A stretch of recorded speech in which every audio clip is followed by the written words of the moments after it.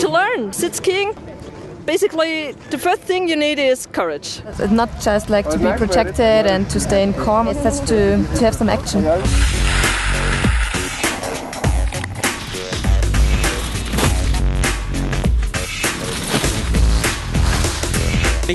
I had already gone skiing before I had my accident, so I can say that it's very comparable. With the monoski you're closer to the snow, but actually you take the corners like you do it in normal skiing.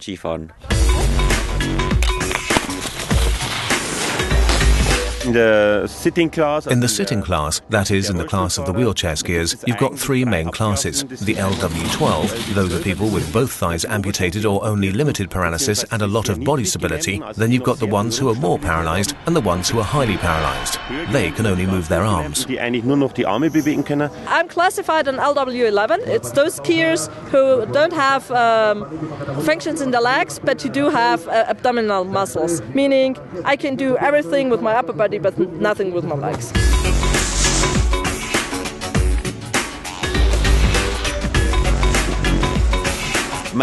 My ski in terms of other monoskis is an ordinary race ski, as you see in ski racing. The mount, the frame including the suspension, is a fairly standard model. Many athletes have the same one, but everything that's in the upper area is pretty individual.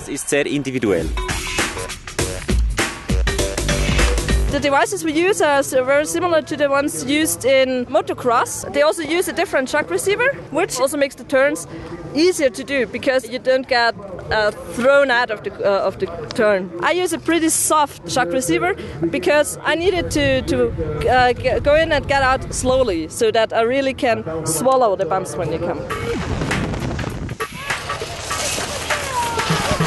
The shell I'm sitting in, I always say that it's my ski shoe, and the moves I make have to be transported to the ski.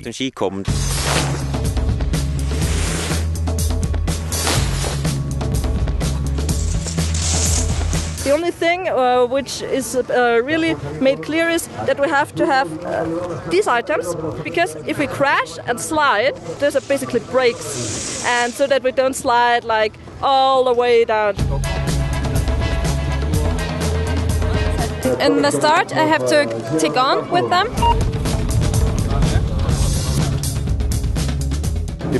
They have to use the short ski from time to time to get the balance again. Many people think you're doing a lot with the arms and you have to have strong arms, but most of the moves are done by the incline, the side cut of the ski, and the centrifugal force.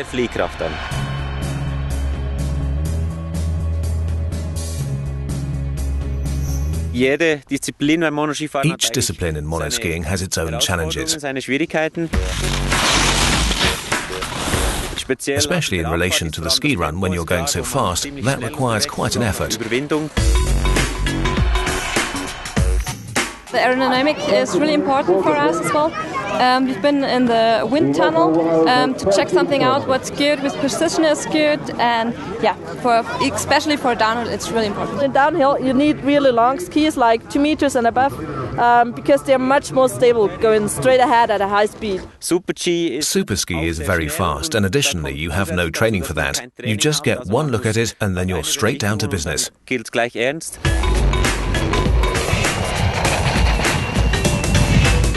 And in the giant slalom and slalom, the special thing is that there are 2 runs. When I'm in slalom, then the slalom gates, they hit the jacket and the brand, and then the power of the gates, it destroys the brand. In slalom, the shorter the better, because then it's much more easy to do the turns. Yeah, it's kind of complicated to really find a ski that fits you and fits the rules.